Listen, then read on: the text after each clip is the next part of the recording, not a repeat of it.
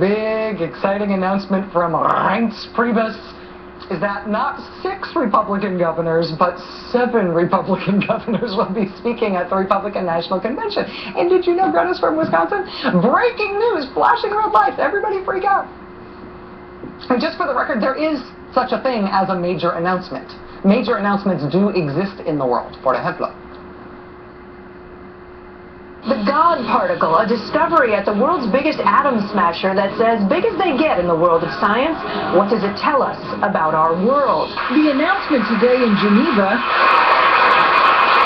hailed as one of the greatest scientific discoveries of our time. This is big. This is really big. The long-sought holy grail of the subatomic world. So just for context sake, I mean, discovering the God particle, that's a major announcement. We have killed Osama bin Laden. That's a major announcement. We have landed on the surface of Mars. That's a major announcement. This is not a major announcement. People like John Huntsman, I believe, are the best person for the job. Jeb Bush Jr., I'm sorry. You are, I'm sure, a very nice guy. You are not a major announcement. In the crucial swing state of Ohio, as we talked about last night on this show, the Republican Secretary of State in Ohio announced yesterday that this morning there was going to be a major announcement about voting in Ohio. Now, even though I am inured to big announcements this year for all the reasons I just explained, I will admit that this one from the Ohio Secretary of State, this is worth paying attention to. I mean, not only is Ohio critically important as essentially the ultimate swing state in presidential politics, but voting rights in Ohio right now are really due for a major announcement. The whole country ought to be paying attention to Ohio and its voting processes right now, because there's actually a really big problem in Ohio for this year. We all remember the Ohio voting disaster that was the presidential election of 2004. An estimated 170,000 Ohioans leaving their polling place without voting because the lines there were just too long. By the way, that is a significantly larger number of voters than the margin of victory by which George W. Bush won Ohio that year. In the next presidential election in 2008, Ohio basically fixed that problem. Instead of having everybody overwhelm the polling places on Election Day, Ohio greatly expanded its early voting.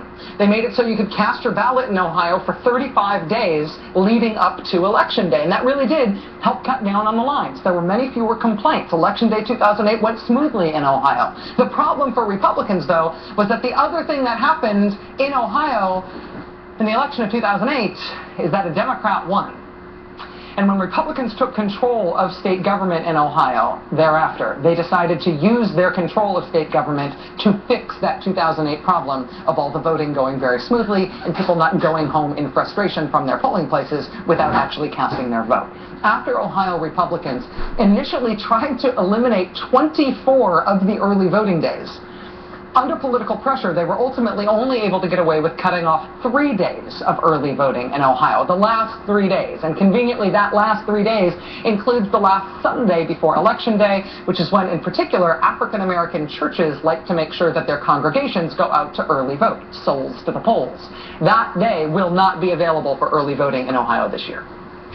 But as we described last night, there was something going on in Ohio that I can't believe isn't more of a front-page story around the country. I mean, eliminating those 3 days of early voting in Ohio is not actually the biggest scandal in what Ohio is doing this year. That is a scandal, but this is worse.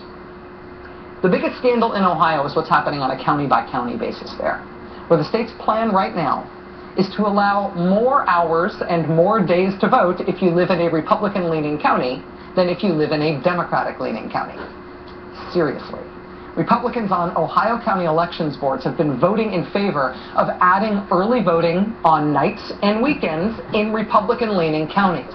But the Republicans on the county election boards in Democratic counties are voting against extra voting on nights and weekends. County election boards are evenly split between Democrats and Republicans, but the Republicans are voting for expanded voting hours in the Republican counties, and they're voting against that in Democratic counties. And in the Democratic counties where the Republicans are objecting to expanded early voting, the Republican Secretary of State has personally intervened to break the tie, to side with the objecting Republicans, to make sure that, in fact, Democratic-leaning counties will not have early voting on nights and weekends, but the Republican-leaning counties will. Here's what that means in real terms. Democratic-leaning counties in Ohio, like Cuyahoga County and Franklin County and Summit County, those are the homes of Cleveland and Columbus and Akron, where Barack Obama won 2-1 and 3-2 and 3-2. Those counties will not have early voting on nights and weekends leading up to Election Day. But Republican-leaning counties, places where John McCain won 2-1 and 3-2, like Warren County and Butler counties, they will have extended early voting, nights and weekends. Come on down, whenever's convenient for you. The Republican Secretary of State in Ohio is personally intervening to ensure fewer voting hours in Democratic-leaning counties than in Republican-leaning counties. That is happening right now. And yesterday, that guy, the Republican Secretary of State, his name is Jon Husted, said that he had a major announcement to make about the process of voting in Ohio. Oh my God, I don't care about the little boy crying wolf. I want to hear that announcement. This is an issue of national significance. Anybody who cares about what's going to happen in the presidential election in the fall has to care about how badly Ohio is screwing this up. To have this insanely partisan outcome where you have more opportunities to vote if you're a Republican and fewer opportunities to vote if you're a Democrat, a big announcement from the guy who is making that possible? Let's hear that big announcement. Well, the big announcement about voting in Ohio today from the Secretary of State, his big announcement, is that you can now change your address online at a website. That's the announcement. That's the announcement.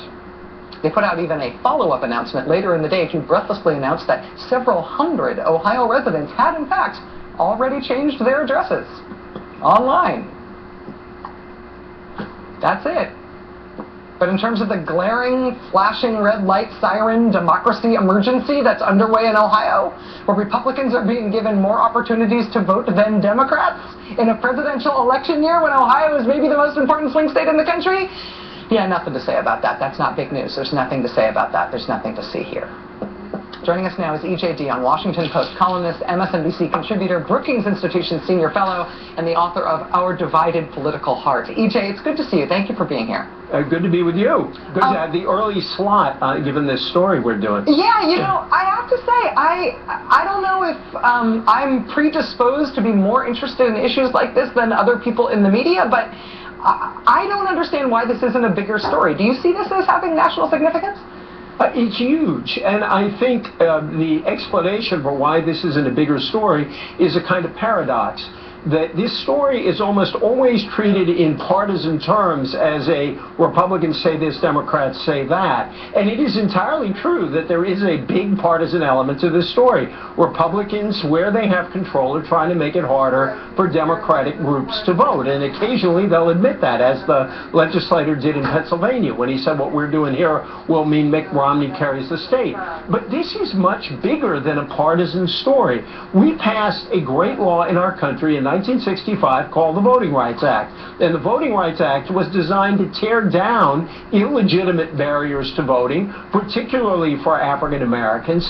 And this, what's happening in this election year, Ohio is an excellent example, is, I think, the most fundamental attack on the right to vote in the country since the Voting Rights Act was passed. And it's happening all over the country, and this thing that's happening in Ohio is so blatant. I mean, we're supposed to believe in equal protection under the law. It can't make sense that if you live in one place, it's easier to vote than if you live in another place. There's got to be legal action taken here, because I cannot believe this would stand the scrutiny of any fair-minded judge. E.J., in terms of scrutiny in the political world and from the media, so much of the other reporting, the other attention that has been paid to voting rights this year has been specifically on the issue of voter ID, because we've seen the voting ID laws changed in so many Republican-controlled states. Now, I think that part of the reason that that hasn't actually become even more of a story than it has been is that the Republicans have put forward a red herring that there is voter fraud and that voter ID will somehow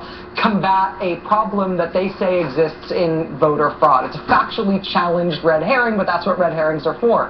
On the early voting issue, there's no fraud issue, there's no red herring, there's nothing that they can say that is a problem about early voting other than the idea that it might cost money. Could the idea that early voting is too expensive for the states be used to sort of block interest and attention here?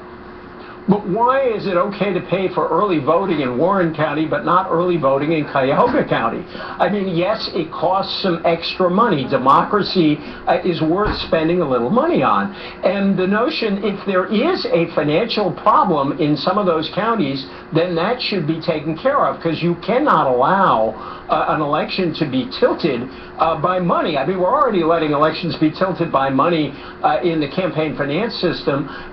This is a kind of indirect poll tax. If you live in the wrong county, if they have more budget problems, then sorry, you're not going to have the same voting rights as people in other counties. So it is, I think that's at least as, well, no, the voter fraud thing is a huge red herring. This is another red herring. Red herrings maybe it'll be easier for them to vote in Ohio than for real people. Real people, provided they live in Democratic-leaning counties. Right. E.J. Dionne, Washington Post columnist, MSNBC contributor, Brookings Institution senior fellow, and of course the author of Our Divided Political Heart. E.J., thank you for your clarity on this tonight, and thanks for taking time to join us. I really appreciate it. Should be noted that we have asked